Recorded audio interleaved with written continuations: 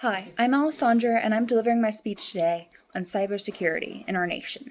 My audience is my mom, my Uncle Jimmy, my brother and his dad, my grandpa, and my Uncle Travis, and his dog.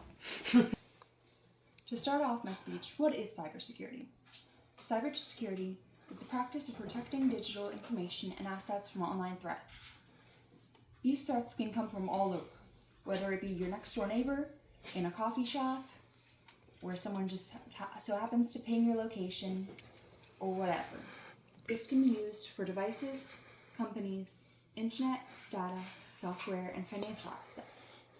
More and more of our social and business lives are online, and if we do not take necessary safety precautions, it can all be stolen and lost in a split second. Major companies often require cybersecurity platforms for customers, employees, and overall company safety. This often includes firewalls and antivirus software. Internet crimes. There are many forms of internet crimes. Here are a few that I have gathered research on. Identity theft is an online crime typically involving theft of credit cards or banking information. Malware is short for malicious software. This contains spyware, bugs, viruses, etc. Its intent is to cause disruption or damage to a system and or its data and information. Copyright infringement is stealing or using another individual's or company's information or products without permission. Ransomware is the activation of identity information or online resource theft, with the intent of negotiating for a ransom or money in exchange for the person's files returned. These are only the main categories of cybersecurity crimes relevant to my points. Some of the most common cybersecurity platforms are McAfee, LifeLock, Trellix, Mimecast, Wireshark, and CrowdStrike. These are platforms many people use to keep their data and browsers safe. It may seem like a pain in the butt, but these are important to use on your devices to keep your information safe. Internet crime rates in the US. Malware attacks in the US increased by 385% from 2019 to 2020. The pandemic has severely affected cybersecurity, major businesses causing this high jump, due to so many businesses and schools switching to remote. 2019 cybercrime statistics show the hourly number of victims was 53. In 2020, the first full year of the pandemic, the hourly number of victims jumped to 90, with everyone at home and not being as cautious because they're in their homes. This made it way easier for criminals and online predators to come after our information and our data. During this time in 2020, the hourly number of victims jumped to 90, an increase of 69%. This information was from AAG.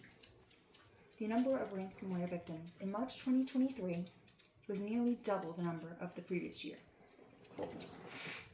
The average ransomware payout has increased dramatically from $812,380 in 2022 to a high peak of $1,542,333 in 2023, SC Magazine. 94% of malware is delivered by email. This information is from Verizon. 32% of all recorded data breaches between 2015 and 2022 were in the healthcare industry, HIPAA.